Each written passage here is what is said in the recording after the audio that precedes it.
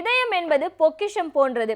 இதயத்தில் ஏற்படும் பலவிதமான பிரச்சனைகளை பற்றியும் அதை எவ்வாறு நாம் பாதுகாத்துக் கொள்ளலாம் என்பதை பற்றியும் நம்மிடையே பேச வருகிறார் இதய நிபுணர் டாக்டர் சொக்கலிங்கம் அவர்கள். நம் விடியலை வாழ நிகழ்ச்சியின் அடுத்த பகுதியாக வரவிருப்பது பல்லாண்டு வாழ்ந்திட. அன்பு நேயர்களே, காலை வணக்கம். போன வாரம் சொன்ன மனம் ஒன்று வந்தவுடன் அவனுடைய பர்சனாலிட்டி, தனித்தன்மையை நிர்ணயிக்கிறதே மனம்தான்.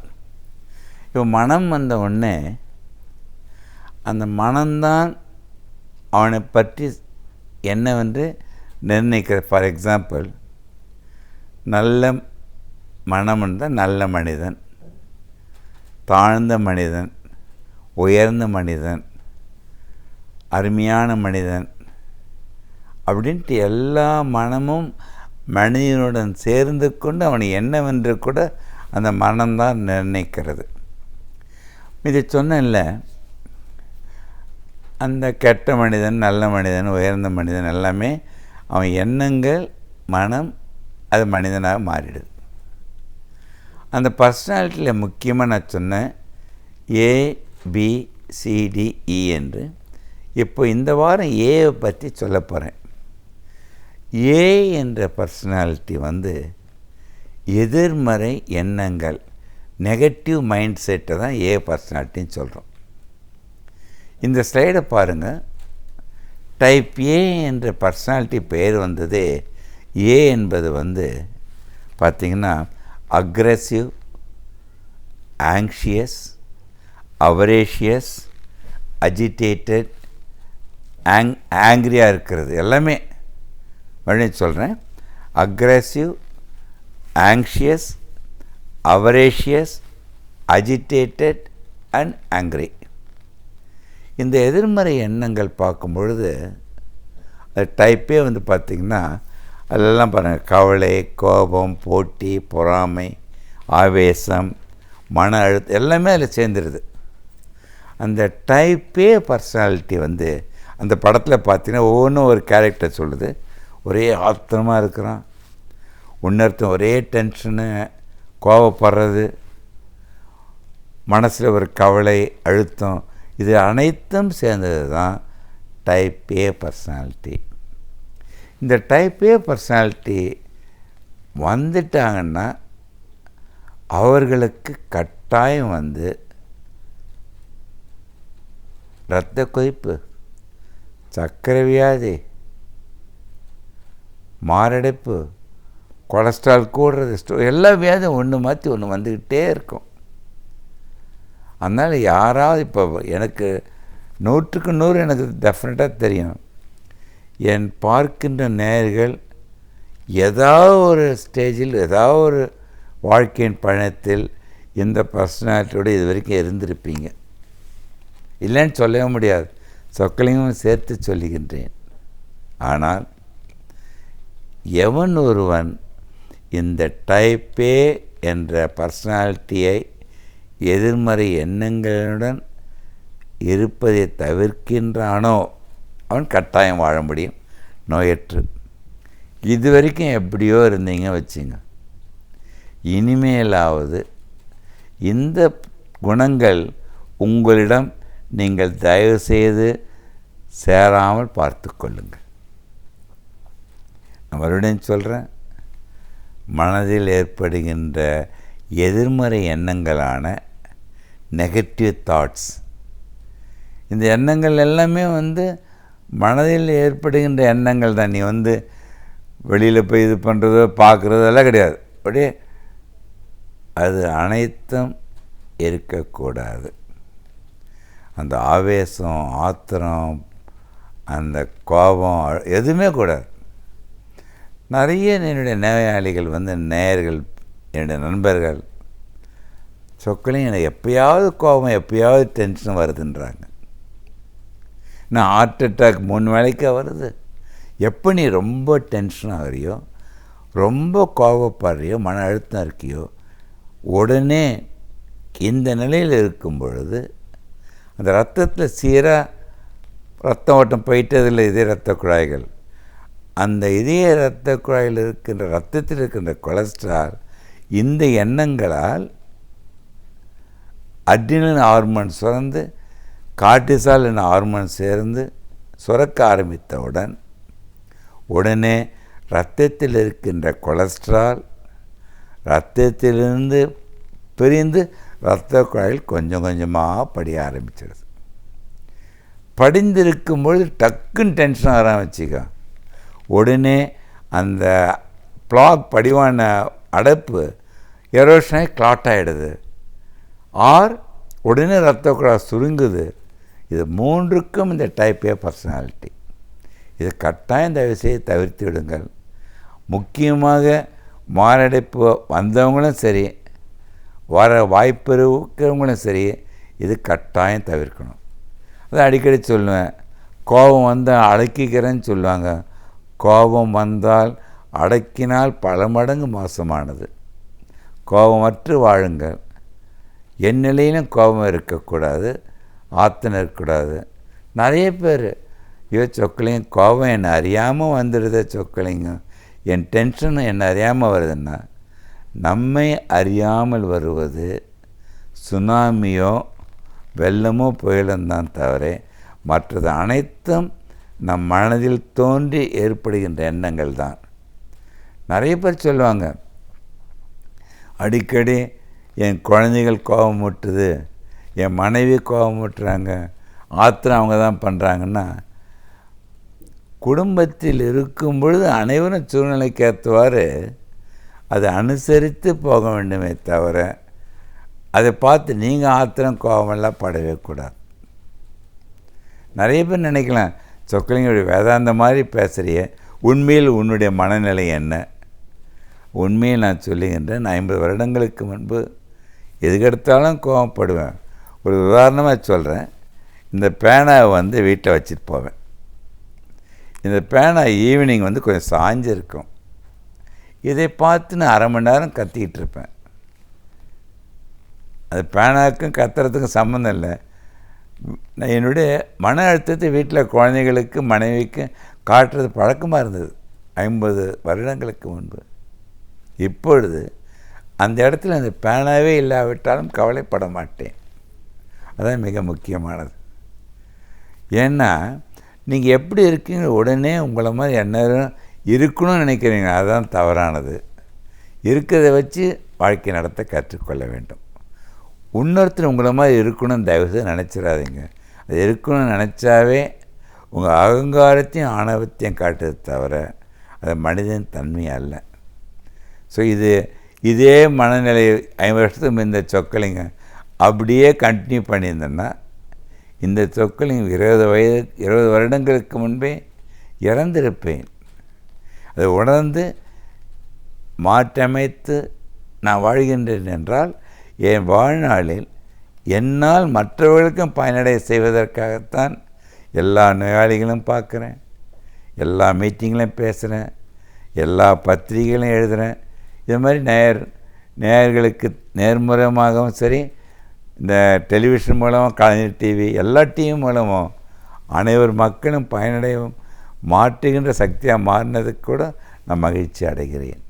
ஸோ இனிமேல் எவரும் டைப் ஏ என்ற பர்சனாலிட்டியில் இருந்து விடாதீர்கள். நாம் வாழும் சூழல் என்பது நன்மைகளையும் தீமைகளையும் உள்ளடங்கியவை. இவற்றில் நன்மைகள் எவை, தீமைகள் எவை என்பதை நாம் அறிந்திருப்பது மிகவும் அவசியம் என்கிறார் மனுஷபுத்திரன் அவர்கள். நம் விடையிலே நிகழ்ச்சியின் அடுத்த பகுதியாக வரவிருப்பது தேதும் நன்றும்.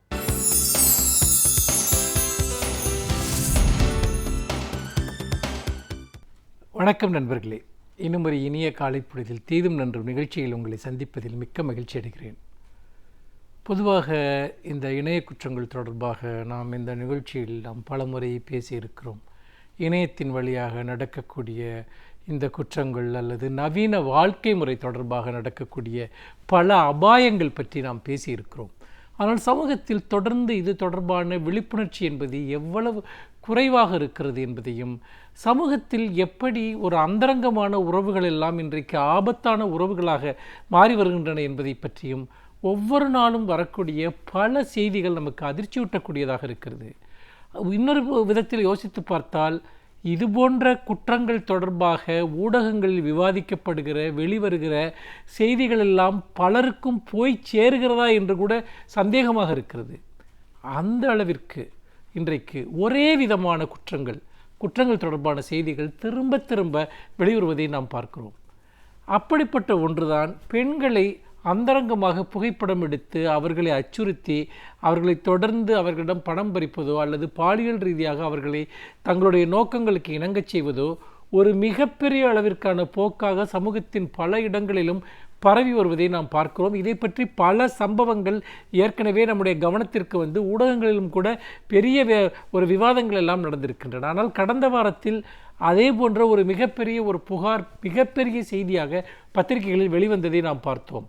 ஒரு இளைஞர் இதுபோல சமூக வலைத்தளங்களின் மூலமாக பெண்களிடம் பழக்கத்தை ஏற்படுத்தி கொண்டு பிறகு அந்த பழக்கத்தின் வழியாக அவர்களை நேரில் சந்திப்பது, அவர்களை காதலிப்பது போன்ற ஒரு உணர்வுகளை அவர்களிடம் வெளிப்படுத்துவது, அவர்களை வெளியிடங்களுக்கு அவர்களோடு வெளியிடங்களுக்கு செல்வது, அப்போது அவர்களுக்கு தெரியாமல் அவர்களை அந்தரங்கமாக புகைப்படம் எடுத்து வைத்து கொண்டு பிறகு மிரட்டுவது என்று பல விஷயங்களை ஒரு இளைஞர் செய்தார் என்றும் அந்த இளைஞர் கைது செய்யப்பட்டிருக்கிறார் என்றும் அந்த செய்திகள் வெளிவருகின்றன. அவர் ஒரு பெண் கொடுத்த புகாரின் அடிப்படையில் கைது செய்யப்பட்டவுடன் ஏராளமான புகார்கள் அவர் மீது பல பெண்களும் கொடுக்க ஆரம்பிக்கிறார்கள், பல பகுதிகளிலிருந்தும். அப்போதுதான் அவர்களுக்கு தெரிகிறது, இந்த நபர் என்பவர் அவர் ஒரு பெண்ணிடமல்ல பல பெண்களிடமும் அவர் இதே செயலை செய்திருக்கிறார் என்கிற செய்தி மற்றவர்களுக்கு தெரிய வருகிற போது அவர்கள் புகார் கொடுக்க முன் வருகிறார்கள். இந்த செய்தி நமக்கு காட்டக்கூடிய உண்மைகள் என்பது என்ன என்பதுதான் மிக முக்கியமான கேள்வி. இன்றைக்கு ஒரு மிக முக்கியமான ஒரு விஷயம், ஒரு நபரோடு பழகுவதற்கு அல்லது ஒரு நபரை நம்முடைய வாழ்க்கையில் நாம் ஒரு அந்தரங்கமான ஒருவராக ஏற்றுக்கொள்வதற்கு நமக்கு அதிக கால நேரம் தேவைப்படுவதில்லை. வெகு சுலபமாக நாம் மனிதர்களை நம்புகிறோம் அல்லது மனிதர்களிடம் நாம் உறவுகளை ஏற்படுத்திக் கொள்கிறோம். இது இன்றைய வாழ்க்கை முறையில் இருக்கக்கூடிய பல்வேறு விதமான உடனடித்தன்மை சார்ந்த விஷயங்களில் ஒன்று. முன்பின் அறிமுகம் இல்லாதவர்களிடம் கூட நாம் ஒரு நெருக்கமான நட்பை குறிப்பிட்ட சில தினங்களில் ஏற்படுத்தி கொள்ளக்கூடிய ஒரு சூழல் இருக்கிறது. அவர் யார், எந்த பின்புலம் கொண்டவர், அவர் என்ன விதமான விஷயங்களில் ஈடுபட்டிருக்கிறார் என்பதை பற்றி நாம் யோசிப்பதே கிடையாது. இன்னொன்று, மனிதர்கள் வெகு சுலபமாக தங்களுடைய அடையாளங்களை மறைத்து கொண்டு தங்களுடைய பிற செயல்களை மறைத்து கொண்டு பழகக்கூடிய ஒரு காலகட்டமாக இது இருக்கிறது. அதற்கான வாய்ப்புகள் இன்றைக்கு பெருமளவிற்கு இருப்பதை நாம் பார்க்க முடிகிறது. அப்படி இருக்கிற போது ஒருவர் சமூக வலைத்தளங்களிலோ அல்லது வேறு விதமாகவோ அறிமுகமாகிறார் என்று சொன்னால், அவரிடம் நாம் ஒரு அந்தரங்கமான ஒரு நட்பை ஏற்படுத்தி கொள்வது என்று சொன்னால் அவர் நம்முடைய முழு நம்பிக்கைக்குரியவராக இருக்க வேண்டும். ஆனால் பல சமயங்களில் நாம் அதை பற்றி கவலைப்படுவது கிடையாது. அப்படி அந்த நபர் நம்பிக்கைக்குரியவரா என்பதை பற்றி நாம் யோசிப்பது கிடையாது. மாறாக அந்த நபர் அந்த சமயத்தில் தன்னை எப்படி வெளிப்படுத்திக் கொள்கிறாரோ அதுதான் உண்மை என்று நம்பிவிடுகிறோம். ஆனால் அந்த நபர் வேறு நோக்கங்கள் கொண்டவராக இருக்கிற பட்சத்தில் அவர் திட்டமிட்ட வகையில் உங்களை ஒரு வலைக்குள் ஒரு பொறிக்குள் சிக்க வைப்பார் என்பதை பெண்கள் உணர வேண்டியது மிக மிக முக்கியம். இதில் நிறைய ஆண்கள் அதுபோல் ஏமாற்றக்கூடியவர்களாக இருக்கிறார்கள். சில பெண்களும் கூட அப்படி இருக்கக்கூடும். அதை பற்றிய செய்திகளும் கூட சமீபத்தில் வந்தன. பெண்கள் ஆண்களோடு பழகினாலும் சரி, ஆண்கள் பெண்களோடு பழகினாலும் சரி, ஒரு நபரை நம்புவது தொடர்பான ஒரு மிகப்பெரிய சந்தேகம், அடிப்படையான சந்தேகம் என்பது அவர்களுக்கு தேவை. அதுவும் இன்றைய நவீன வாழ்க்கை முறையில் மிக மிக அது அவசியம்.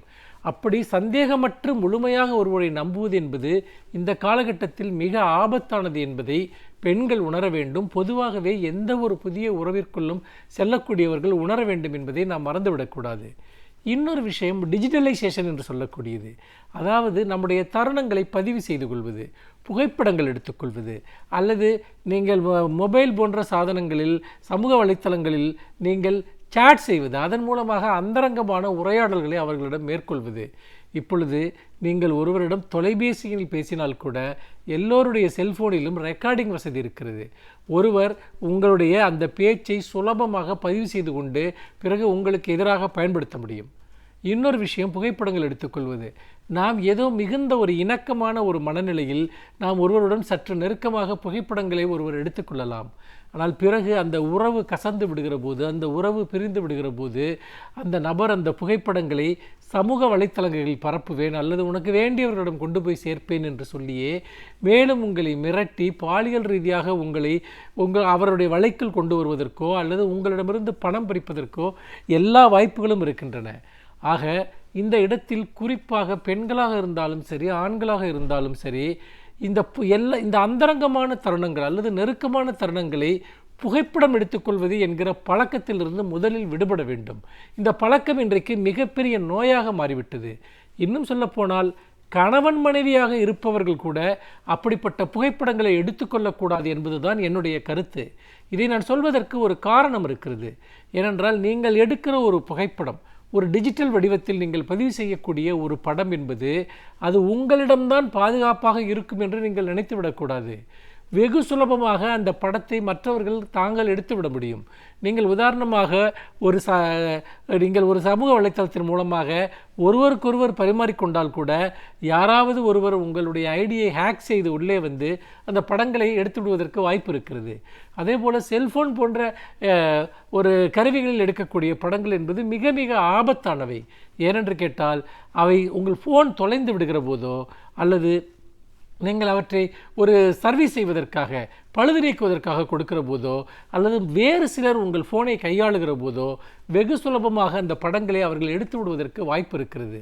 இன்றைக்கு எந்த ஒன்றும் ஒரு சில வினாடிகளில் பெரிதாக பரவிவிடக்கூடிய இந்த ஒரு காலகட்டத்தில் நீங்கள் எதற்காக அப்படிப்பட்ட பதிவு செய்கிற பழக்கத்தை வைத்துக்கொள்ள வேண்டும்?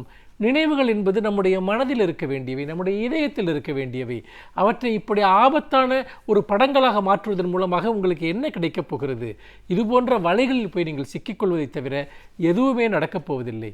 இன்னொன்று, இப்படி ஒரு பிரச்சனை வருகிற போது, யாராவது ஒருவர் மிரட்டத் தொடங்குகிற போது எந்த தயக்கமும் இல்லாமல் நீங்கள் காவல்துறையை அணுகுவது மிக மிக முக்கியம். அப்படி ஆனால் என்ன பிரச்சனை என்றால் பல புகார்களில் காவல்துறையினுடைய செயல்பாடுகள் இந்த விஷயத்தில் சிறப்பாக இல்லை, போதுமானதாக இல்லை என்பதுதான் உண்மை. இப்போ கடந்த வாரம் கைது செய்யப்பட்ட அந்த இளைஞருடைய விவகாரத்தில் கூட அந்த பெண் புகார் கொடுத்த பிறகும் கூட ஒரு காவல்துறையில் இருக்கக்கூடியவர்களுடைய உதவியுடன் அந்த நபர் கைதாவதிலிருந்து தப்பித்து கொண்டே வருகிறார். பிறகு பிரச்சனை பெரிதானதும் தான் அந்த நபர் கைது செய்யப்படுகிறார்.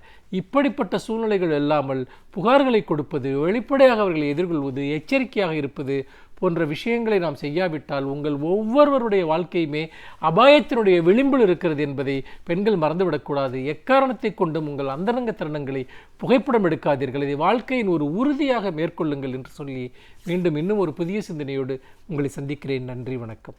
பல்வேறு துறைகளை சார்ந்த பிரபலங்கள் அவர்களுடைய அனுபவங்களை நம்முடன் பகிர்ந்து கொள்ளும் போது அது நமக்கு சிறந்த தூண்டுகோலாக அமைகின்றது. அந்த வகையில் இன்றைய சிறப்பு விருந்தினர் யார் என்பதை பற்றியும் அவர்கள் என்ன செய்திகளை நம்முடன் பகிர்ந்து கொள்ளப் போகிறார் என்பதையும் பார்க்கலாம். நம் விடியலே வா நிகழ்ச்சியின் அடுத்த பகுதியாக வரவிருப்பது சிறப்பு விருந்தினர் பகுதி.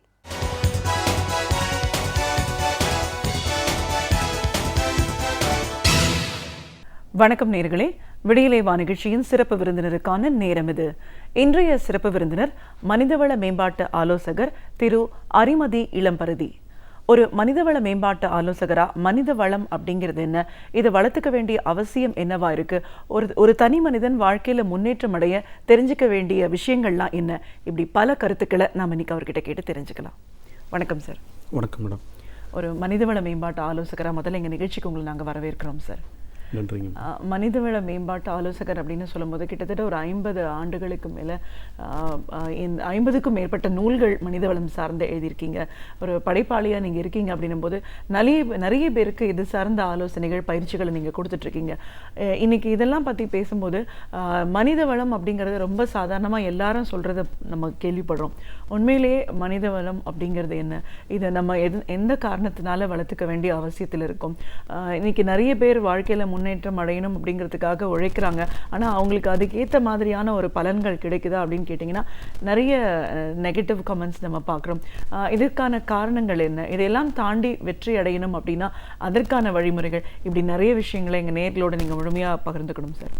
முதல்ல மனித வளம் அப்படிங்கிறது என்ன, இதை நம்ம எதனால் வளர்த்துக்க வேண்டிய அவசியத்தில் இருக்கும்? கலைஞர் தொலைக்காட்சி நேயர்களுக்கு என்னுடைய அன்பான வணக்கம். ஒரு மனிதனுக்கான இலக்கணம், வாழ்க்கைக்கான இலக்கணம் என்று பார்க்கின்ற பொழுது ஏதோ நம்ம சாப்பிட்டோம், தூங்கணும், மரபு ரீதியாக குழந்தைகளை பெற்றெடுத்தோம் என்பது ஒரு சாதாரண வாழ்க்கையாக நாம் பார்க்கின்றோம். வாழ்க்கை என்று பார்க்கின்ற பொழுது வெற்றி, சாதனை, சரித்திரம், சகாப்தம், தெய்வீகம் என்று சொல்லுவார்கள். எடுத்துக்காட்டாக நீங்கள் மகாத்மா காந்தியை எடுத்துக்கொள்ளலாம்.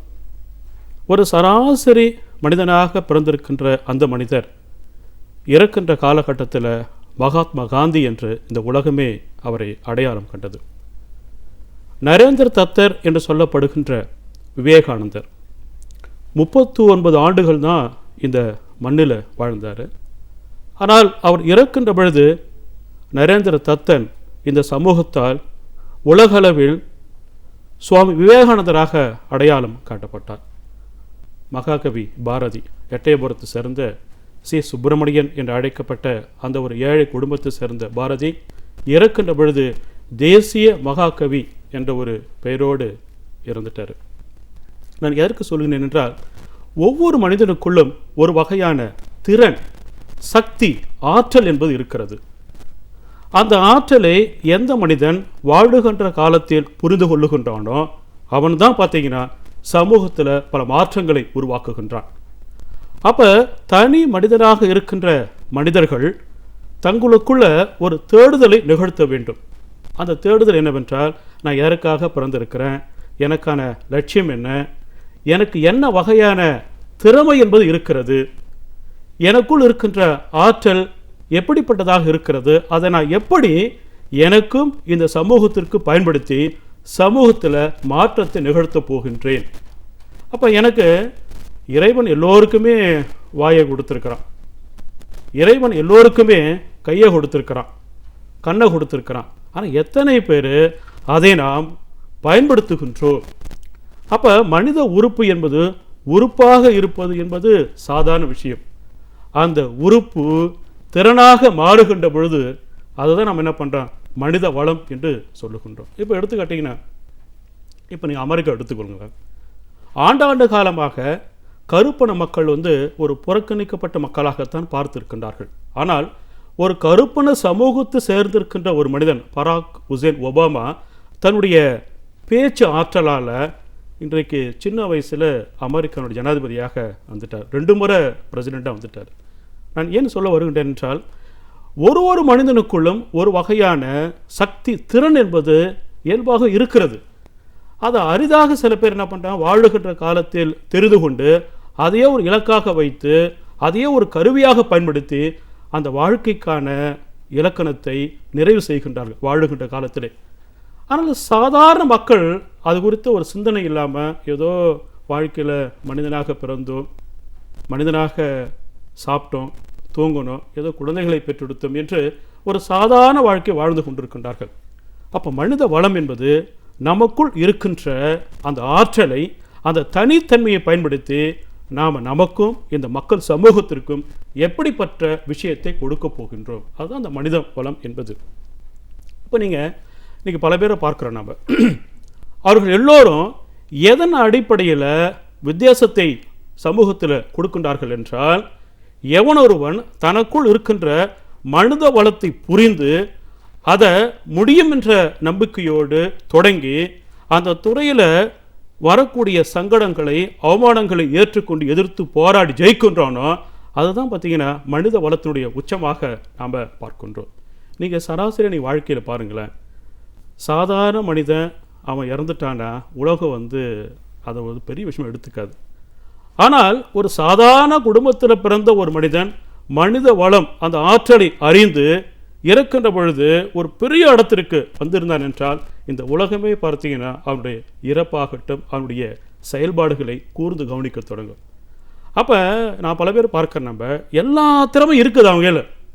ஆனால் என்ன செய்கிறான், அவனுக்கு தன்னை பற்றி அபிப்பிராயம் எப்பவுமே தாழ்வாக இருக்கும். இன்றைக்கி நம்ம தமிழ் சமூகத்தில் பார்க்கின்ற பொழுது ஆங்கிலத்தில் ஹவ் ஆர் யூ என்று கேட்டு பாருங்களேன், ஏ ஃபைன் அப்படின்னு சொல்லுவார்கள். நீங்கள் தமிழில் போயிட்டு எப்படி இருக்கிறேன்னு கேளுங்களேன், என்னவாப்பா ஆண்டவன் தலையில் எழுதிட்டான். ஆண்டவன் யார் தலையும் எழுதிடல, அவரவர் தலையெழுத்து அவரவர் தான் தீர்மானிக்க வேண்டும். இப்போ நம்ம தமிழ் சமூகத்தில் பார்க்கிற பொழுது பொதுவாக தமிழ் சமூகத்தில் தங்களை பற்றி அபிப்பிராயம் என்பது தாழ்வாக இருப்பதை நான் பார்க்கிறேன்.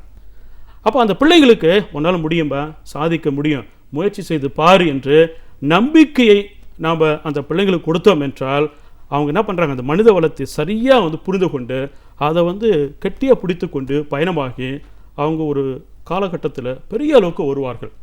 அப்போ இன்றைக்கி மனித வளத்தை நாம் சரியாக புரிந்து கொண்டு அதை ஒரு கருவியாக பயன்படுத்த ஆரம்பித்தோம் என்றால் நிச்சயமாக சொல்கிறேன், இந்த தமிழ் சமூகம் என்பது மிக சிறந்த ஒரு சமூகமாக வரும். அதனால் என்ன இல்லை என்பது முக்கியமல்ல, உனக்கு என்ன கொடுக்கப்பட்டிருக்கிறதோ அதை நம்ம எப்படி பயன்படுத்தி கொண்டு சாதிக்க போகின்றோம், அதுதான் வந்து மனித வளத்திற்கான ஒரு கருவியாக நாம் பார்க்க வேண்டும்.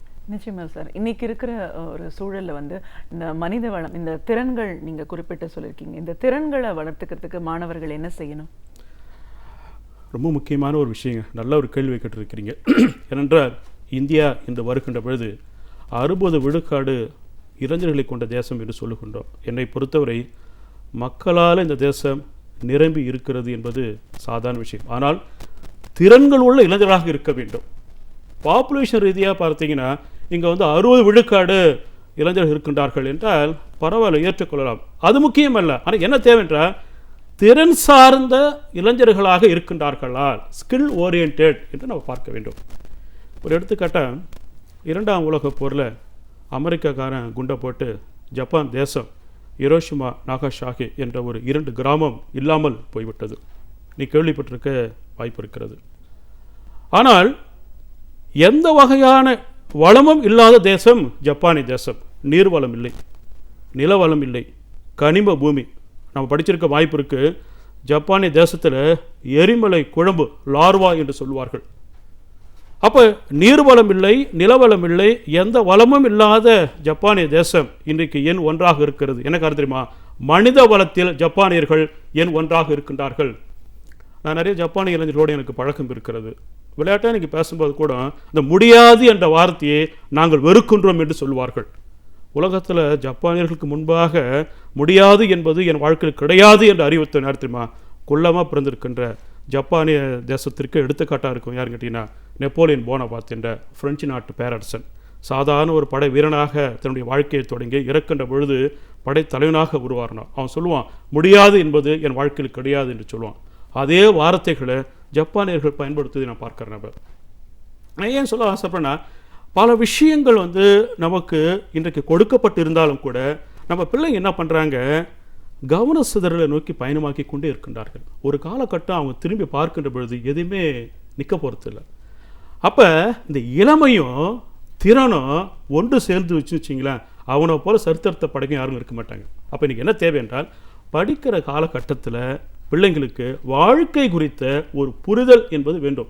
பாரதி சொல்லுவான், எண்ணிலா நோயுடையார் இவர் எழுது நடப்பதற்கும் வலிமையிலார், கண்ணில்லா பிள்ளையை போன்று பிறர் காட்டிய வழியில் சென்று மாட்டிக்கொள்வார் என்று பாரதி கசுந்துருக பாடுவான்.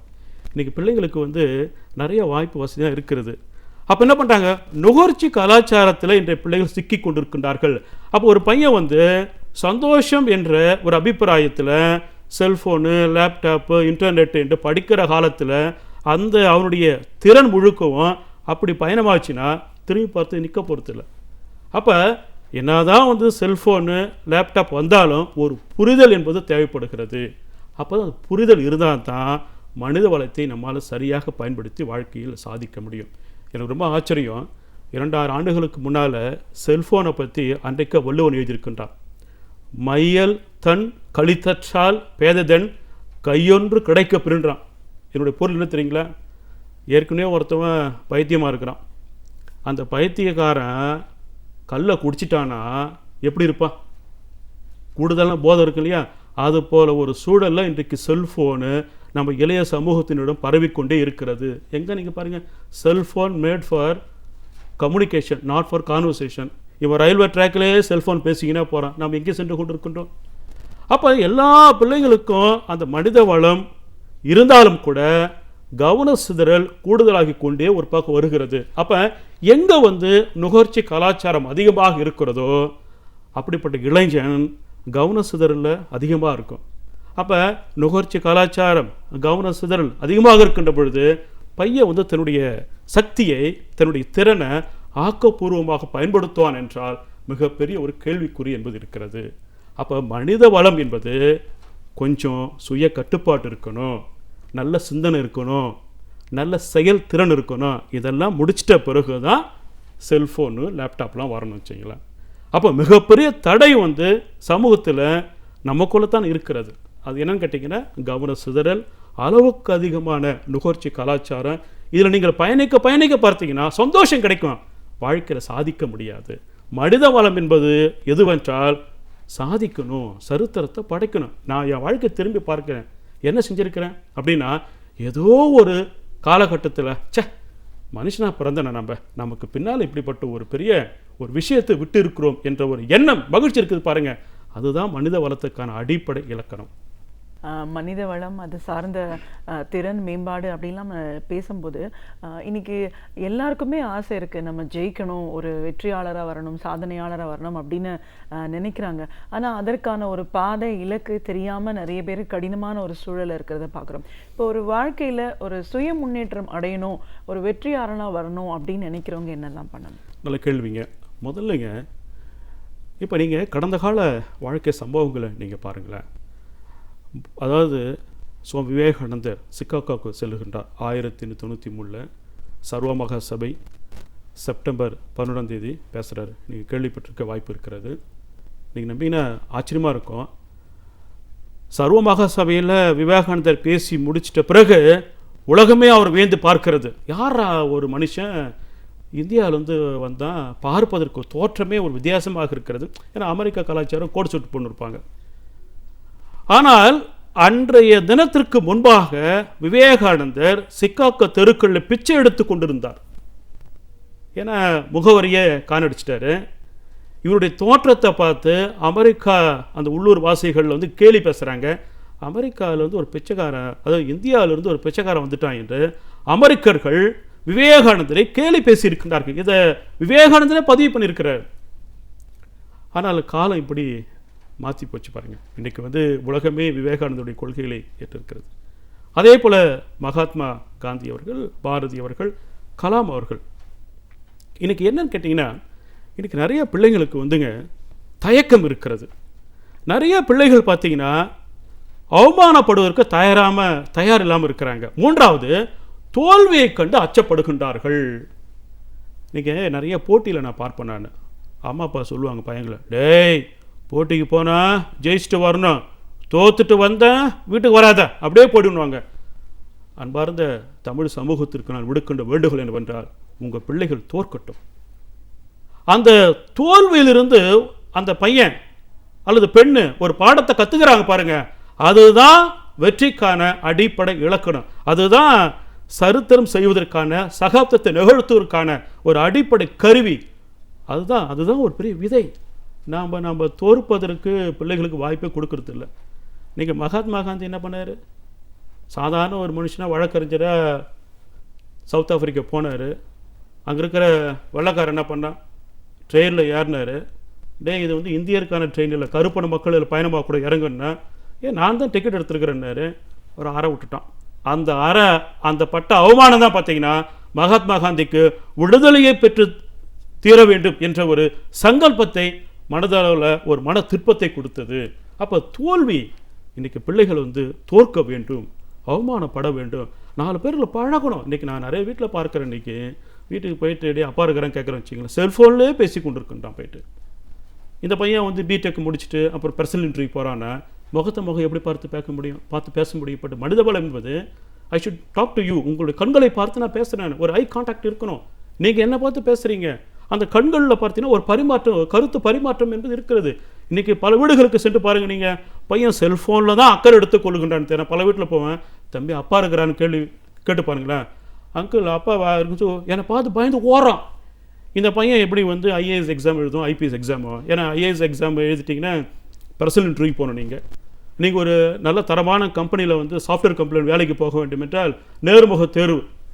அப்போ இந்த பசங்களுக்கு வந்துங்க ஒரு நல்ல ஒரு தன்னம்பிக்கை என்பது, ஒரு தோல்வியை சந்தித்தாதான் பார்த்தீங்கன்னா பிள்ளைங்களுக்கு வாழ்க்கை குறித்த ஒரு சிந்தனை வரும்ன்ற நான் போயிட்டேன்.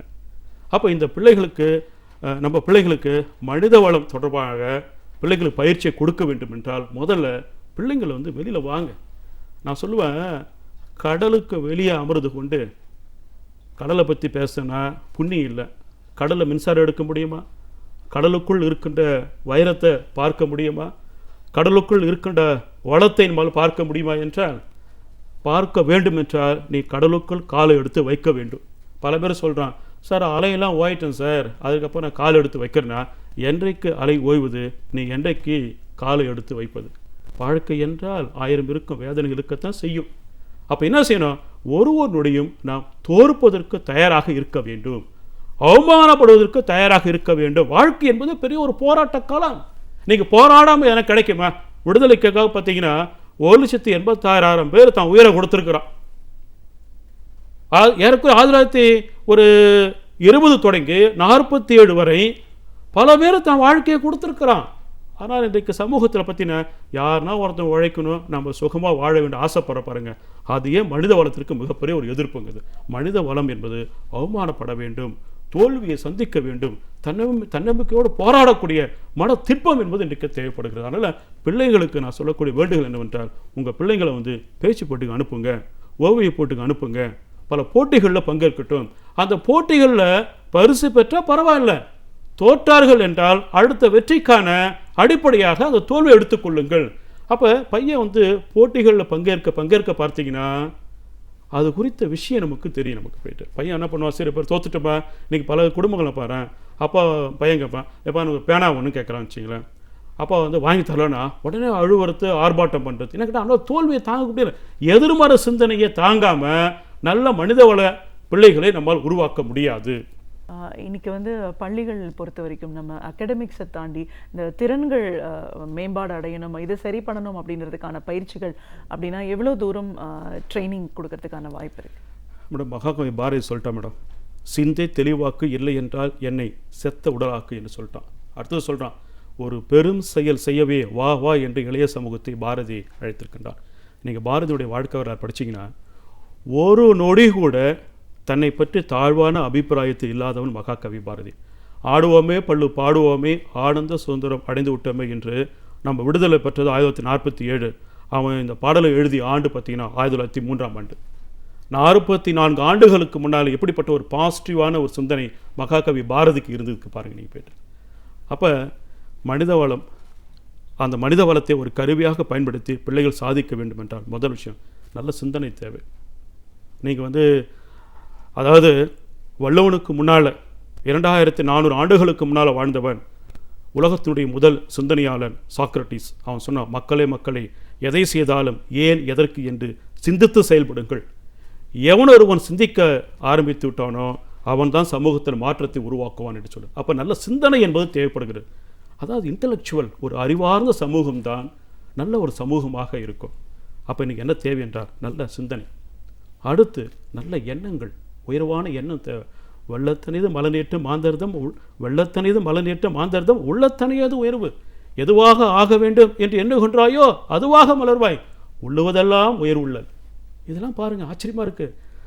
உலகத்தினுடைய மிகப்பெரிய ஒரு ஒரு உலகத்தினுடைய மிகப்பெரிய தலைவன், ஒரு பெரிய மனித வள மேம்பாட்டு சிந்தனையாளர் யார் என்றால் வள்ளுவனை தவிர்த்து நீங்கள் பேசவோ எழுதவோ முடியாது. வெள்ளத்தனையது மலநேற்ற மாந்தர்தம் உள்ளத்தனையது உயர்வு, எதுவாக ஆக வேண்டும் என்று எண்ணுகின்றாயோ அதுவாக மலர்வாய் என்பதை போன்று பிள்ளைங்களுக்கு நல்ல ஒரு பாசிட்டிவான எண்ணங்கள் இன்றைக்கு தேவைப்படுகிறது. மூன்றாவது, பிள்ளைங்களுக்கு உழைக்கின்ற ஒரு மனோபாவம். பல பேர் நினைக்கிறாங்க வெற்றி என்பது எளிதல்ல. அதுக்காக நீங்கள் என்ன பண்ணணும், உங்களுடைய கவனத்தை திசை திருப்பி ஒரு துறையை எடுத்துக்கொண்டு ஜெயிக்க வேண்டும் என்றால் அதற்காக நீங்கள் உழைக்க வேண்டும். இன்றைக்கி பல பிள்ளைங்களை பார்க்குறேன், முதல் போட்டியில் போவான், பேச்சு போட்டியில் தோற்றான் என்றால் விட்டுடுவான், அதோட அடுத்த போட்டிக்கு போகவே மாட்டாங்க. அதனால் நல்ல சிந்தனை, உயர்வான எண்ணங்கள், உழைக்கின்ற ஒரு மனோபாவம், மிக மிக குறிப்பாக பார்த்தீங்கன்னா தோல்வி வந்ததுன்னா அதை ஏற்றுக்கொண்டு எதிர்த்து போராடுகின்ற வல்லமை. பாரதி சொன்னால, வல்லமை தாராயோ இந்த மாநிலம் பயனுற வாழ்வதற்கே சொல்லடி சிவசக்தி சுடர்முகம் அறிவுடன் படைத்து விட்டாய் என்பதை போன்று பிள்ளைகளுக்கு தோல்வியை தாங்கக்கூடிய அந்த வல்லமை என்பது தேவைப்படுகிறது. அப்போ நல்ல சிந்தனை, உயர்வான எண்ணங்கள், உழைக்கின்ற மனோபாவம், தோல்வியை தாங்கக்கூடிய ஒரு தன்னம்பிக்கை, இதெல்லாம் இருந்ததுன்னா சின்ன வயசுலேயே பிள்ளைங்க வாழ்க்கை குறித்து ஒரு புரிதலோடு பயணமாகின்ற பொழுது அவங்களுடைய ஒரு 30 வயசு 35 வயசில் பார்த்தீங்கன்னா மனித வளத்தினுடைய சக்கரவர்த்தியாக இருப்பார்கள். இந்த கருத்தை நான் பதிவு பண்ண விரும்புகின்றேன். இன்னைக்கு இருக்கிற இந்த சூழல்ல பெற்றோர்களுக்கு நீங்க சொல்ற ஆலோசனைகள் என்ன? பெற்றோர்கள் தான் ரோல் மாடலுங்க. அதாவது அந்த காலத்தில் சொல்லுவாங்க, தாயை போல பிள்ளை, நூலை போல சேலை என்று சொல்வார்கள். தாயை போல பிள்ளை, நூலை போல சேலை என்று சொல்வார்கள். பெற்றோர்கள் தான் ஒரு குடும்பத்துக்கான ஒரு பெரிய முன்மாதிரி. நீங்கள் அப்துல் கலாம் வாழ்க்கையை படித்து பார்த்தீங்கன்னா பல பேர் சொல்கிறாங்க அவர் வந்து ஒரு மீனவ குடும்பத்தை சேர்ந்தவர்ன்ட்டு பத்திரிகைகள்லாம் தவறான செய்திருக்கார். அவர் வந்து மீனவ குடும்பத்தை சேர்ந்தவரே அல்ல, மரக்கலங்கள் செய்து பிழைப்பு நடத்திருக்கின்ற ஒரு சமூகத்தை சேர்ந்தவர். அவருடைய ஒரு வரியும் பார்த்தீங்கன்னா அம்மா அப்பாவை தான் நினச்சி தன்னுடைய வாழ்க்கையினுடைய உச்சகட்டம் சென்றும் கூட எந்த நொடியிலும் அம்மா அப்பா மட்டும் அவர் மறக்க மாட்டார். அப்போ அம்மா அப்பா தங்கள் பிள்ளைகள் எப்படி இருக்க வேண்டும் என்று ஆசைப்படுகின்றார்களோ தயவு செய்து அவர்கள் முன்மாதிரியாக இருக்க வேண்டும். நான் பல பெற்றோரை பார்க்குறேன், குழந்தைகள் வந்து கம்பேர் பண்ணுறாங்க போயிட்டு. இந்த பக்கத்து வீட்டு பங்கஜம் பையனை பற்றியா, எதிர்த்து விட்டு ஏகாம்பரம் பையனை பற்றியா, எப்படி ஜெயிக்கிறான் பாரு, நீயே இருக்கிற நல்லா சிக்கனை மட்டின்னு சாப்பிட்டுட்டு என்று குழந்தைகளை வந்து கம்பேர் பண்ணக்கூடாது, மட்டம் செய்யக்கூடாது. ஏன்னா வார்த்தைகள் பார்த்தீங்கன்னா ஒரு வலிமையான ஆயுதம் போன்றது. குழந்தைகளுக்கு என்ன செஞ்சீங்களா, முயற்சி செய்து பாரு, உன்னால் முடியும், தோத்துட்டியா பரவாயில்ல என்று குழந்தைகளுக்கு நீங்கள் பாசிட்டிவான சிந்தனையை கொடுக்க பார்த்தீங்கன்னா, அடடா அப்பாவே நம்மளை அப்ரிஷியேட் பண்ணிட்டாரா, ஏன் நம்மளால் முடியாது என்றெல்லாம் பிள்ளைகளுக்கு வந்து ஒரு நல்ல பாசிட்டிவான சிந்தனா சக்தி, ஒரு எனர்ஜி வருது பிள்ளைகளுக்கு. நீ பல குடும்பங்களில் பார்த்தீங்கன்னா பையன் வந்து மார்க் குறைவாக எடுத்துருவான், அம்மா சொல்லுவாங்க ஓ உருப்பிட்ட மாதிரி தான்னுவாங்க, வாடா உங்கள் அப்பா இதில் போய் சொல்லு போ, நல்லா அடி வாங்குறாங்க. அந்த பையனை போட்டு அடித்து துன்பப்படுத்தி பார்த்தீங்கன்னா அந்த பையன் எந்த சப்ஜெக்டில் மார்க் குறைவாக எடுத்தோனோ அடுத்த எக்ஸாம்பிள் பார்த்தீங்கன்னா அதோட குறைவாக போடுவான். ஏன்னால பயம் இருக்குது பாருங்கள். நீங்கள் பாரதி சொல்லுவாங்க இல்லையா, அச்சம் தவிர ஆண்மையை தவிர என்பது போல் பயம் வந்து பிள்ளைகளுக்கு இருக்கவே கூடாதுங்க. அப்போ தன்னம்பிக்கையான பிள்ளைகள் வர வேண்டும் என்றால் தயவு செய்து பெற்றோர்கள் பிள்ளைகளுக்கு பயத்தை கற்றுக் கொடுத்துடாதீங்க.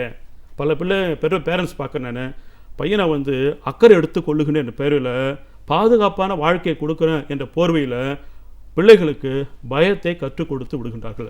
மனித வளத்திற்கு மிகப்பெரிய ஒரு எதிரி எதுவென்றால் பயம். பாரதி சொல்லுவானே, அச்சம் இல்லை, அமோங்குதிர் இல்லை, நாணம் இல்லை, நடுங்குதிர் இல்லை, ஏது நேரிடும் இடர்பட மாட்டோம், அண்டம் கலங்கினால் அஞ்ச மாட்டோம், கடல் கொந்தளித்தால் கலங்க மாட்டோம் சொன்னானே. ஆனால் கடைசி வரைக்கும் பாரதிக்கு சாப்பாடு இல்லை, சம்சாரம் கூட இல்லை, ஒரு ஏழையான குடும்பத்தை சேர்ந்தவன் பாரதி. ஆனால் அவனுடைய வரிகள் காலம் கடந்து நிற்பது காரணம் பாரதிக்கு பயம் என்பதே தெரியாது. அப்போ உங்கள் பிள்ளைகளை பேரண்ட்ஸ் நான் சொல்கிறது, உங்கள் பிள்ளைகளுக்கு தயவு செய்து பயத்தை மற்றும் கற்றுக் கொடுத்துடாதீங்க. பயத்தை போன்ற தடை உலகத்தில் வேறு எதுவுமே இல்லை. நான் இன்னும் கூட சொல்கிறேன், மனிதனுக்கான வெற்றிக்கான தடை என்பது வெளியில் இல்லை, உன் மனசு தான் தடையாக இருக்குன்னு சொல்லுவேன் நான். அந்த மனத்தடை என்பது எதுவென்றால் பயம். அந்த பேரண்ட்ஸ் சொல்கிறது, அச்சத்தை மட்டும் குழந்தைகளுக்கு கற்றுக் கொடுத்துடாதீங்க, பையன் எதுவும் செய்ய மாட்டான், அதனால் முடியும் என்று பாசிட்டிவான கருத்தை சொல்லுங்க. நீங்கள் நிச்சயமாக அவங்க குழந்தைங்க சாதிப்பாங்க, அவங்களுடைய வாழ்க்கை என்பது பெரிய பிரமாதமாக இருக்கும். நிச்சயமா சார். ஒரு மனித வள மேம்பாட்டு ஆலோசகராக மனித வளம் அப்படிங்கிறது என்ன, இதை வளர்த்துக்க வேண்டிய அவசியத்தில் நம்ம ஏன் இருக்கோம், மாணவர்களை பொறுத்த வரைக்கும் திறன்கள் மேம்பாடு அடையணும் அப்படிங்கிறது எவ்வளோ தூரம் முக்கியமாக இருக்குது, இன்றைய சூழலில் இந்த நிலைப்பாடு எப்படி இருக்குது, இதெல்லாம் வளர்க்கணும் போது ஒரு முறையான பயிற்சி அப்படிங்கிறது ஏன் தேவை, பெற்றோரோட மனநிலையில் எப்படிப்பட்ட ஒரு மாற்றம் தேவையாக இருக்குது அப்படின்னு மனித வளம் சார்ந்து பல விஷயங்களை கருத்துக்களை எங்களோட நீங்கள் முழுமையாக பகிர்ந்ததுக்கு நன்றி. நன்றி, வணக்கம். இலக்கிய தேடல்கள், வரலாற்று சான்றுகள் இவைகள் இருந்து நாம் படிக்க தவறிய பல அரிய விஷயங்களை நம்மிடையே பகிர்ந்து கொள்ள வருகிறார் பேராசிரியர் சுபவீர பாண்டியன் அவர்கள். நம் வீடியோலை வானகிச்சின் அடுத்த பகுதியாக வரவிருப்பது ஒன்றே சொல் நன்றே சொல்.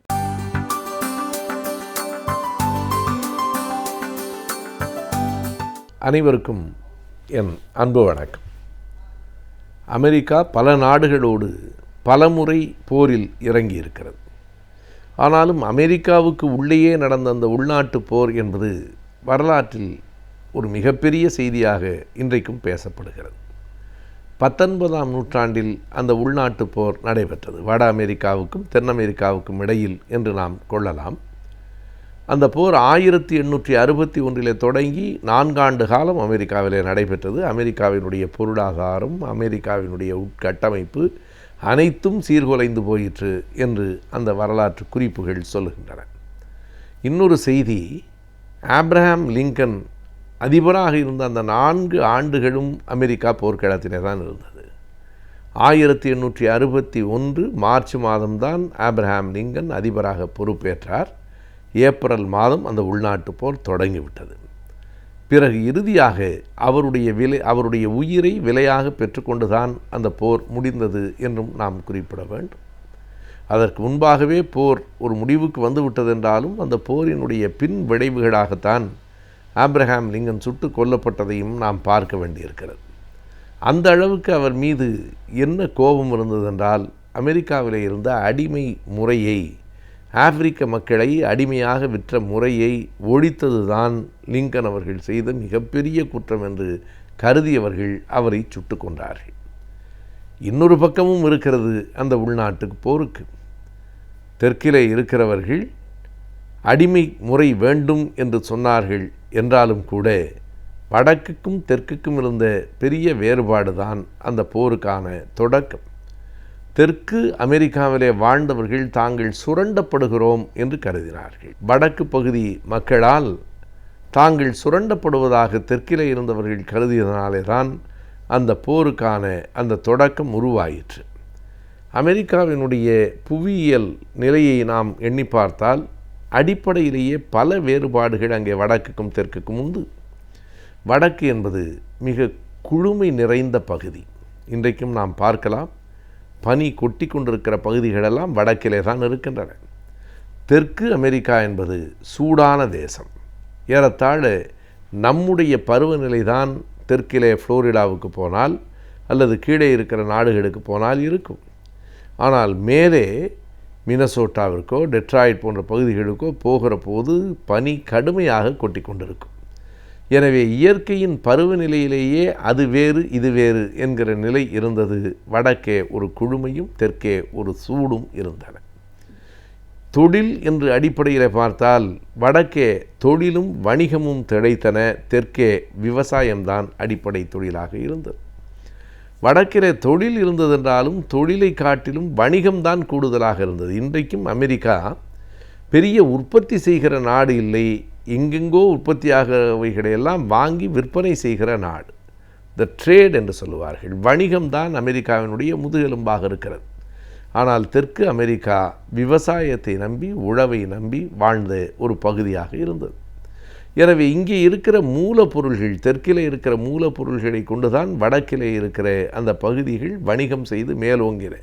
எனவே அடிப்படையிலேயே தெற்கு பகுதி மக்களுக்கு என்ன ஓர் எண்ணம் இருந்தது என்றால், நம்மை சுரண்டி வடக்கு வாழ்கிறது. இன்னமும் தெளிவாக நமக்கு புரிந்த நம் நாட்டிலே முழங்கப்பட்ட அந்த தொடரை வைத்து சொல்ல வேண்டுமானால், வடக்கு வாழ்கிறது தெற்கு தேய்கிறது என்கிற எண்ணம்தான் அமெரிக்காவின் உள்நாட்டு போருக்கு அடிப்படை காரணம். அதில் ஓரளவுக்கு உண்மையும் இருந்தது. ஆனால் ஓரிடத்தில் ஒரு பெரிய மாற்றம் அங்கே இருந்தது. அது என்ன என்றால், தெற்கிலே இருந்த அமெரிக்கர்கள் தங்களுக்கு அடிமைகள் வேண்டும் என்று கருதினார்கள். வட அமெரிக்க மக்கள் அடிமைத்தனம், அடிமை முறை கூடாது என்று கருதினார்கள். அந்த விதத்திலே வடக்கு முற்போக்கான சிந்தனை கொண்டதாக, தெற்கு பிற்போக்கான சிந்தனை கொண்டதாக இருந்தது. எதற்காக தெற்கில் இருக்கிறவர்கள் அடிமை முறை நீடிக்க வேண்டும் என்று கருதினார்கள் என்றால், விவசாய கூலிகளாக ஆப்பிரிக்க மக்களை கொண்டுதான் அவர்கள் அப்படி தங்கள் உழவு பகுதியை நடத்த முடியும் என்று நினைத்தார்கள். எனவே அடிமை முறையை ஒரு நாளும் நீக்கக்கூடாது என்று கருதிய தெற்கும், அடிமை முறையை நீக்க வேண்டும் என்று கருதிய வடக்கும் மோதி கொண்டிருந்த நேரத்திலே தான் தேர்தல் வருகிறது. அந்த தேர்தலில் அடிமை முறையை ஒழிக்க வேண்டும் என்பதில் உறுதியாக இருந்த வடக்கு பகுதியைச் சேர்ந்த ஆப்ரஹாம் லிங்கன் வெற்றி பெற்ற நேரத்தில் வடக்கு தங்களை வெற்றி கொண்டு விட்டது என்று தெற்கில் இருந்தவர்கள் கருதினார்களே, அங்கே இருந்தது அந்த போருக்கான விதை. தங்களை அவர்கள் அடக்கி ஆழ்வதை நாங்கள் எப்படி ஏற்பது என்று எண்ணினார்கள். இது மெல்ல மெல்ல வளர்ந்தது. தெற்கு பகுதியில் இருக்கிறவர்கள் படையாக உருவாகி வடக்கு பகுதியில் இருக்கிறவர்களை தாக்கத் தொடங்கிய நேரத்தில் ஆப்ரஹாம் லிங்கன் வேறு வழி இல்லாமல் 1861 ஏப்ரல் மாதம் 15ஆம் தேதி போர் பிரகடனம் செய்தார். உள்நாட்டு போர் தொடங்கிற்று. அமெரிக்கா வேறு நாடுகளோடெல்லாம் மோதிய போர்களை விட அன்றைக்கு நடந்த அந்த உள்நாட்டு போர் தான் அமெரிக்காவுக்கு மிகப்பெரிய சிதைவை கொண்டு வந்து சேர்த்தது. அமெரிக்கா பல நேரங்களில் மற்ற நாடுகளின் மீது தொடுக்கும், அல்லது அமெரிக்காவும் சோவியத்தும் தங்களின் வலிமையை சோதித்து பார்ப்பதென்றால் 2 பேரும் 3வது நாட்டை தேர்ந்தெடுப்பார்கள். ஆனால் அன்றைக்கு நடைபெற்ற அந்த உள்நாட்டு போர் அமெரிக்காவினுடைய பொருளாதார வளம் அனைத்தையும் சிதைத்தது. ஓரிரு ஆண்டுகள் இல்லை, 4 ஆண்டுகள் அந்த போர்கள் நடந்தன. அதிபராக ஆப்ரஹாம் லிங்கன் பதவியேற்ற உடனேயே முதலாக தெற்கு கரோலினா அந்த கூட்டாட்சியிலிருந்து தன்னை விடுவித்து கொண்டார். அமெரிக்க ஐக்கிய கூட்டமைப்பிலிருந்து தெற்கு கரோலினா விலகிய உடனே அடுத்தடுத்து புளோரிடா உட்பட 11 மாநிலங்கள் அதிலே இருந்து தங்களை விடுவித்து கொண்டன. எனவே மிக தெளிவாக வேறு நாடு என்கிற அளவுக்கு மிக கடுமையான போர் நடைபெற்றது. தொடக்கத்தில் தெற்கு பகுதி மக்களினுடைய படைகள் தான் வெற்றி பெற்று முன்னேறின. ஆனால் ஓரிரு ஆண்டுகளில் நிலைமை முற்றிலுமாக மாறிற்று. வடக்கு பகுதி பெரும் வெற்றியை பெற்றது. வடக்கு பகுதி மக்களினுடைய படையாக விளங்கிய அந்த தளபதி, அதனுடைய தளபதி கிராண்ட், அவரிடத்தில் தெற்கு பகுதி படையினுடைய தளபதி லீ சரணடைந்த போது அந்த போர் ஒரு முடிவுக்கு வந்தது. எனவே போர் முடிந்துவிட்டது என்றுதான் எல்லோரும் நம்பினார்கள். உலகம் நம்பியது, அமெரிக்காவும் நம்பியது. ஆனால் தாங்கள் தோல்வி அடைந்து விட்டோமோ என்கிற எண்ணம் மிக அழுத்தமாக தெற்கு பகுதி மக்களுக்கு உள்ளேயே இருந்து கொண்டிருந்தது. அவர்கள் தங்களினுடைய தோல்விக்கு பரிகாரமாக அடிமை முறையை ஒழித்த ஆப்ரஹாம் லிங்கனை ஒழித்து விட வேண்டும் என்று கருதினார்கள். ஆப்ரஹாம் லிங்கனை சுட்டும் கொன்று விட்டார்கள் என்பது வரலாறு. எனவே அந்த அமெரிக்க நாட்டின் உள்நாட்டு போர் ஒரு பெரிய நன்மையை கொண்டு வந்தது. ஆப்பிரிக்க மக்களை விடுவித்தது. ஆப்பிரிக்க மக்களுக்கு வாக்குரிமையும் குடியுரிமையும் பெற்று தந்தது. எனவே அந்த உள்நாட்டு போர் செய்த மிகப்பெரிய நன்மை அது என்றால், அந்த உள்நாட்டு போர் செய்த மிகப்பெரிய தீமை ஆப்ரஹாம் லிங்கனின் உயிரை அது பலி கொண்டது என்பதுதான். நாம் வாழும் சூழல் என்பது நாளுக்கு நாள் பலவிதமான இன்னல்களை நமக்கு ஏற்படுத்தி தருகின்றது. இதில் இருந்து நாம் பாதுகாத்து கொள்ள சட்ட திட்டங்களை நாம் அறிந்திருப்பது மிகவும் அவசியமாகின்றது. எனவே இன்றைய சட்டம் பகுதியில் பல புதிய சட்டங்களை பற்றி நாம் தெரிந்து கொள்ளலாம். நம் விடியலை வாணிகின்ற அடுத்த பகுதியாக வரவிருப்பது ஆலோசனை நேரம்.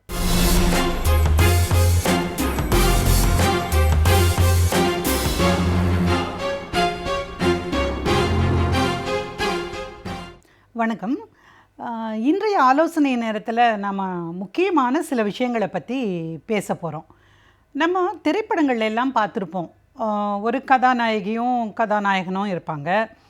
அதில் வழக்கம் போல் ஒரு வில்லன் இருப்பார். கதாநாயகனை பழி வாங்கணும்னு நினச்சாலோ அல்லது கதாநாயகியுடைய அப்பாவை ஏதாவது பண்ணணும்னு நினச்சாலோ இம்மீடியட்டாக என்ன பண்ணுவாங்க, இந்த பெண்ணை கடத்திட்டு போய் ஒரு இடத்துல வச்சுப்பாங்க, அல்லது நடுத்தருவில் வச்சுட்டு அந்த பெண்ணுடைய ஆடைகளை ஒருவன் களைவான்.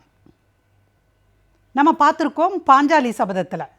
பாஞ்சாலியை அத்தனை அரசவையில் இருக்கக்கூடிய அதிகாரிகள், அரசர், மற்றவர்கள் எல்லோருக்கும் முன்பாக அந்த பெண்ணை துச்சாதனன் துகிலுருந்த கதையை கேட்டு கண்ணீர் காவியமாக அதை நம்ம வடிச்சிருக்கிறோம், அதை நம்ம பார்த்துருக்கோம். ஆனால் இன்றைக்கும் திரைப்படங்களிலே பல முறை பல நடிகைகள் பாஞ்சாலிகளாக தங்களது ஆடைகளை இழப்பதை, வில்லனின் கையிலே துறப்பதை நம்ம பார்த்துட்டே இருக்கிறோம். அப்போ இது குற்றமா இல்லையா? நம்முடைய இந்திய தண்டனை சட்டம் என்ன சொல்லுதுன்னு கேட்டிங்கன்னா, ஒரு பெண்ணை மானபங்கப்படுத்துவது என்பது குற்றச்செயல் அப்படின்னு 354 அப்படிங்கிற ஒரு செக்ஷனில் சொல்லுது.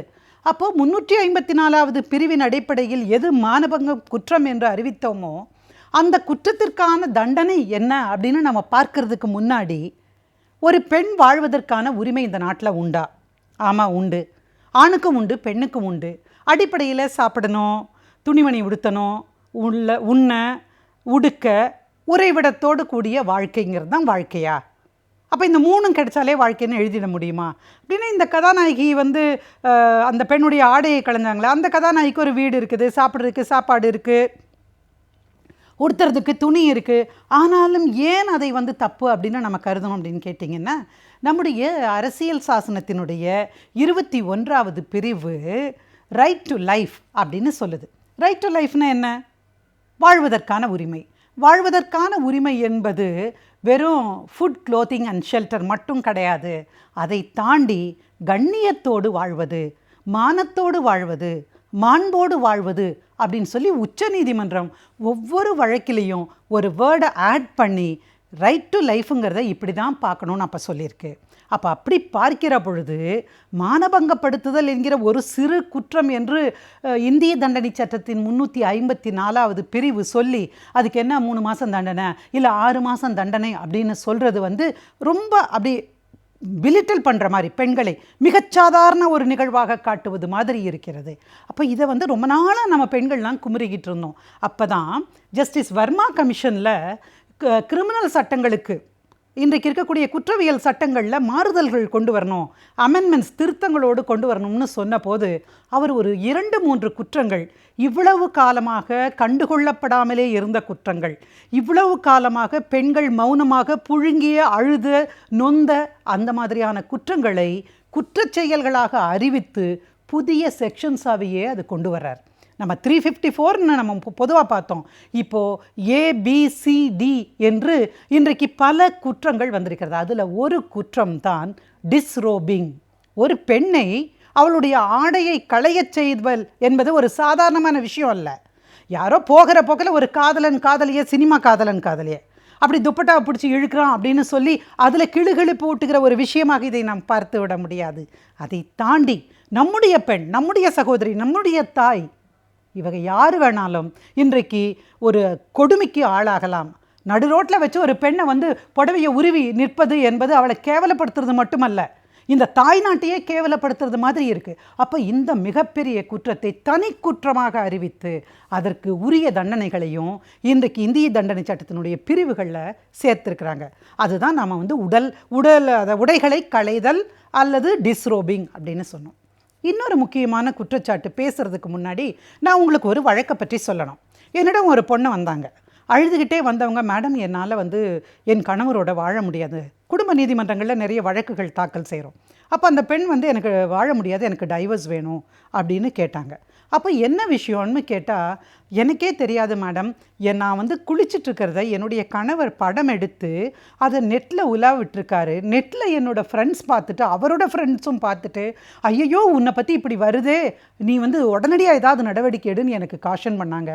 பார்த்தபோது நான் நொந்துட்டேன் மேடம், நான் போய் தூக்கு மாட்டிக்கலான்னு நான் நினச்சேன் மேடம். இவ்வளவு கேவலமான ஒரு பிறவி இருக்குமா அப்படின்னு நான் நினச்சேன். அதனால் அவரோட எனக்கு வாழ விருப்பம் இல்லை. வாழ விருப்பம் இல்லைங்கிறது அந்த பெண் எடுத்த முடிவு, அது சரியான முடிவு தான். ஆனால் அதையும் தாண்டி இந்த மாதிரியான குற்றங்களை செய்பவர்கள், அதாவது ஒரு பொண்ணுக்கே தெரியாமல் சாவித்வாரத்து வழியாக அந்த பெண்ணை பார்க்குறது. நிறைய வீடுகளில் பார்த்தீங்கன்னா பாத்ரூம் வழியாக எட்டி பார்க்கிற, நீங்கள் சீன்ஸ் எல்லாம் பார்த்துருக்கீங்கள, ஒரு காமெடியில் ஒரு ஆண் வந்து குளிச்சுட்ருப்பான், பின்னாடி முடி மட்டும் நீளமாக இருக்கும், அந்த இடத்துல வடிவேலு வந்து அவங்கள பார்க்க வருவார், பெண்ணுன்னு நினச்சிட்டு இப்படி வருவாங்க, ஆஹா என்ன கட்டன். அப்போது இதெல்லாம் வந்து சினிமாக்களில் ஜோக்கு மாதிரி காட்டுறாங்க. இன்றைக்கு இருக்கக்கூடிய ஒவ்வொரு பெண்ணையும் இந்த சமூகம் எப்படி பார்க்கிறது அப்படிங்கிற காட்டுகிற விஷயங்கள் தான். இதைத்தான் வந்து வாயரிசம் அப்படின்னு சொல்லுவாங்க. அதாவது ஒரு பெண் அறியாமலே அவளை மிக இழிவான நோக்கத்தோடு அவளை பார்ப்பது. அப்போது என்னிடம் வந்து அந்த வழக்குக்கு சொன்னான், உடனடியாக மாநகர காவல்துறை அகத்தில் இருக்கக்கூடிய அந்த பிரிவு சைபர் கிரைம் செல்லுன்னு ஒன்று இருக்குமா, அங்கே போய் நீங்கள் புகார் கொடுங்க இந்த மாதிரி நடந்தது அப்படின்னு. அப்போ யார் வந்து நெட்டில் அந்த படத்தை வந்து உலவ விட்டார்கள், எந்த ஐபி நம்பர்லேருந்து வந்தது அப்படிங்கிற விஷயங்களை எல்லாம் அவர்கள் கட்டாயமாக கண்டுபிடிப்பார்கள்னு சொன்னேன். அவங்க கண்டுபிடிச்சு பார்த்ததில் இந்த பெண் யார் தன்னுடைய வாழ்க்கைக்கு துணை, யார் தன்னுடைய வாழ்க்கைக்கு பாதுகாப்பு அப்படின்னு நினைச்சதோ அந்த ஆண்மகன் தான் இந்த குற்றச்செயலை புரிந்திருக்கிறார். அப்புறம் அந்த ஆளுக்கு வந்து சிறை தண்டனையெல்லாம் வாங்கி கொடுத்தோம், அது வேற கதை. எதுக்காக இல்லை இதை சொல்ல வர்றேன்னா, நாகரீகம் வளர வளர, நம்ம வந்து தொழில்நுட்ப வளர்ச்சி வர வர குற்றங்கள் வந்து எந்த அளவுக்கு குறைக்கப்படுவதற்கான முயற்சிகள் எடுக்க வேண்டுமோ, மாறாக இன்றைக்கு குற்றங்கள் பெருகி கொண்டிருக்கின்றன. இப்போ முன்னாடி நம்ம பார்த்தோம் டிஸ்ரோபிங், இப்போ வாயரிசம் என்கிற ஒரு புதிய குற்ற பிரிவை இன்றைக்கு இந்திய தண்டனை சட்டத்திலே ஜஸ்டிஸ் வர்மா கமிட்டி இன்றைக்கு உள்ளே கொண்டு வந்து வச்சுருக்காங்க. இதிலையும் தண்டனை உண்டு. இன்னொன்று, மூன்றாவது மிக முக்கியமான விஷயம் நிறைய பேருக்கு தெரியாது. நான் பஸ் ஸ்டாண்ட்லேருந்து இறங்கி நடந்து போயிட்டே இருக்கேன், ஆஃபீஸை விட்டு போகிறேன், மணி 7:30 ஆகிடுச்சு. ஆனால் பின்னாடி யாரோ ஃபாலோ பண்ணுற மாதிரி இருக்குது.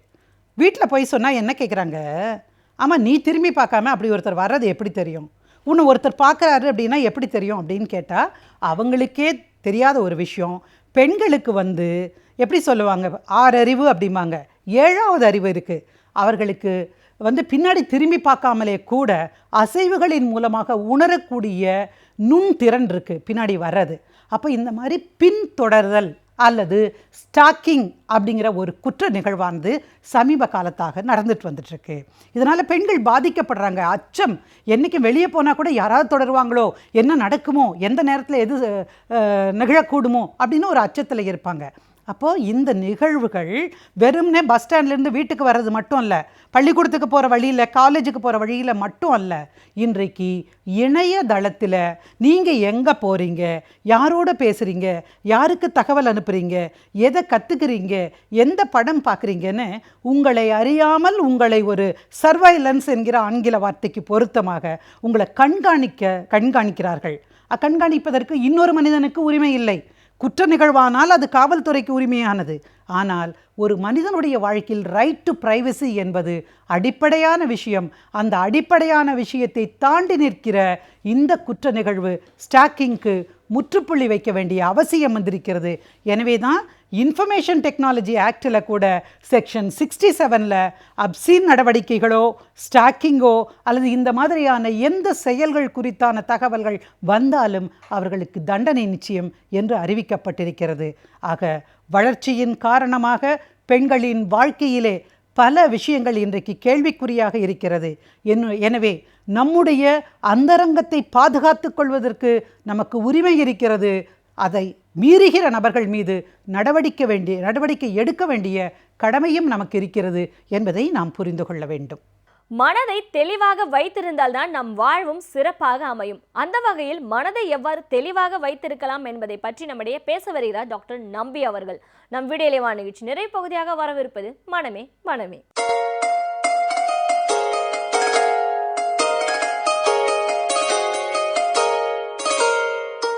விடியலே வா தொடரில் மனமே மனமே பகுதியில் இன்று மனதினுடைய நலம் பற்றி பார்க்கலாம்.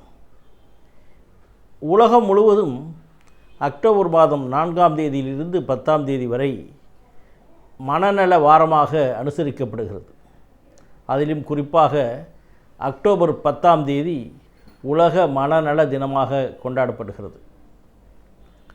ஏன் இதற்காக ஒரு சிறப்பான ஒரு நாள் வேண்டுமென்றால், மக்கள் பலருக்கு, அது நம்ம நாட்டிலே இருந்தாலும் சரி, வளர்ந்து வருகின்ற நாடுகளே இருந்தாலும் சரி, நல்ல வளர்ந்துவிட்ட நாடுகளாக இருந்தாலும் சரி, மக்கள் உடல் நலத்தை பேணுவது போல் மனநலத்தை பேணுவது கிடையாது.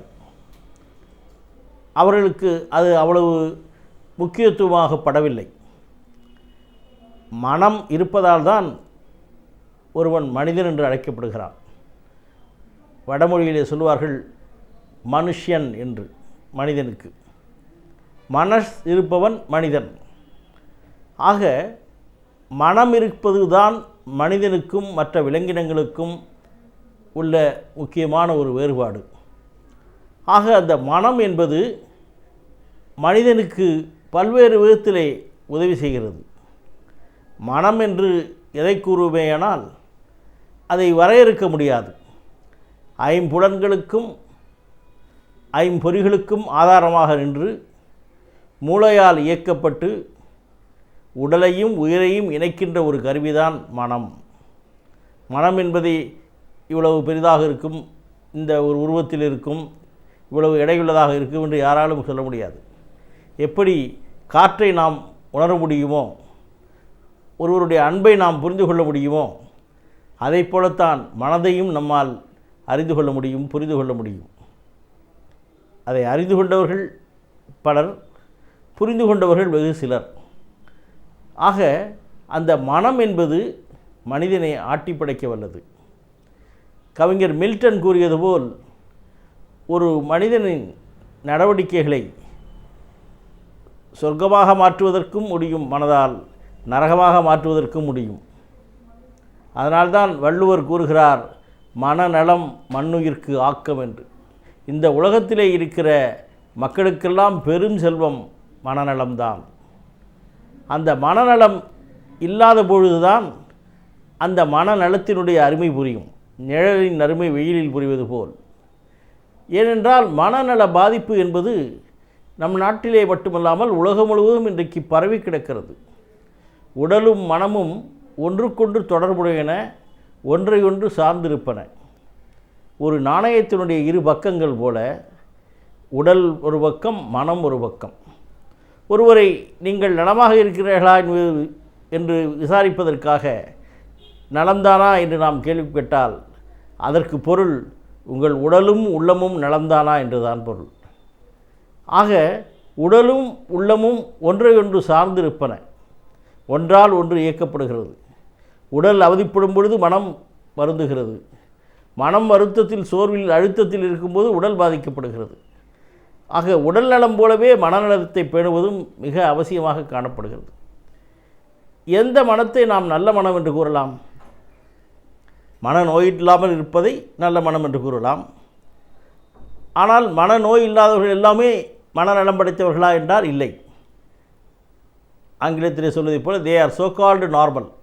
அவர்கள் இயல்பாக இருப்பதாக காட்டிக்கொள்பவர்கள், அவ்வளவுதான். இந்தியாவிலே 4 ஒருவருக்கு ஏதாவது ஒரு மனநல பாதிப்பு இருக்கிறது. மிக அவசியமாக இதை நாம் ஏற்றுக்கொள்ள வேண்டும். 25% பேர் ஏதோ ஒரு விதத்திலே மனநல பாதிப்பு. மனநல பாதிப்பு என்று சொல்லும்போது மனநோயானால் ஏதோ ரோட்டிலே பித்துக்கொண்டு அலைவது என்று நினைத்து கூடாது.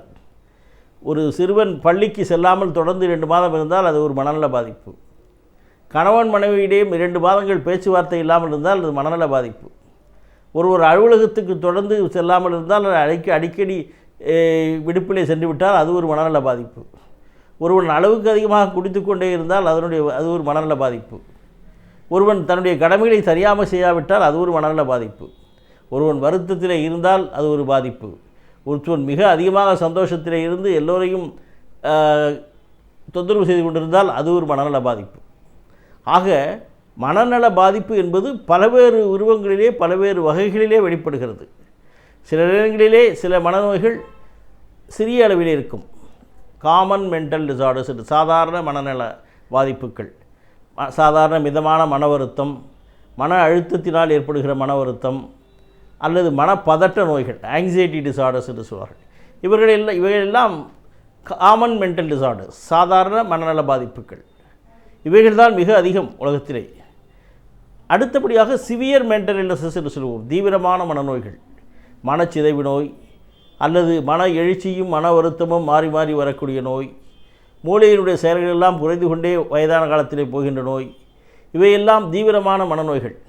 இவைகள் மிகவும், அதாவது ஏறக்குறைய 2-3% பேர் உலகத்திலே அல்லது 5-6% பேர் இருப்பார்கள். இதேபோல் 10 அல்லது 15 மடங்கு இருப்பார்கள் சாதாரண மனநல பாதிப்பு இருப்பவர்கள். இதை தவிர வயதானவர்களுக்கு என்று சில மனநல பிரச்சனைகள் உண்டு. பெண்களுக்கு என்று சிறப்பான மனநல பாதிப்புகள் உண்டு.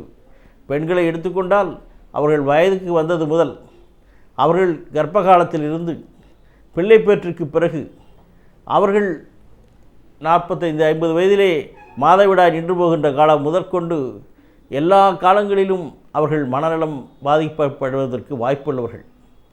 ஆக மனநல பாதிப்பு என்பது குழந்தைகளையும் விட்டு வைப்பதில்லை.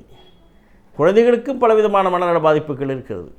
குழந்தையினுடைய மன வளர்ச்சி குறைவாக இருப்பதால் அதனால் ஏற்படுகிற விளைவுகள், படிப்பில் சரியாக கவனம் செலுத்த முடியாமல், அல்லது ஒரு இடத்திலே இருந்து ஒழுங்காக அமைதியாக கற்றுக்கொள்ள முடியாமல் பல இடங்களிலும் மனதை அலைய விடுகின்ற நிலை, அல்லது யாரிடமும் பேசாமல் ஒருவரை தனக்குள்ளே தான் மூழ்கிக்கொண்டிருக்கிற நிலை, ஆட்டிசம் ஸ்பெக்ட்ரம் டிசார்டர்ஸ் என்று சொல்வார்கள், ஓவர் ஆக்டிவிட்டி என்று சொல்வார்கள், ADHD என்று சொல்வார்கள். இப்படி குழந்தைகளுக்கும் மனநல பாதிப்பு வரலாம், பெண்களுக்கும் சிறப்பான மனநல பாதிப்புகள் வரலாம், முதியவர்களுக்கும் மனநல பாதிப்புகள் வரலாம். இந்த மனநல பாதிப்புகள் எல்லாமே மனிதனை பல நேரங்களிலே பலவிதமாக தொந்தரவு செய்கிறது. அவனை மட்டுமல்லாமல் அவனுடைய குடும்பத்தை, அவன் சார்ந்திருக்கிற சமூகத்தை தொந்தரவு செய்துகிறது.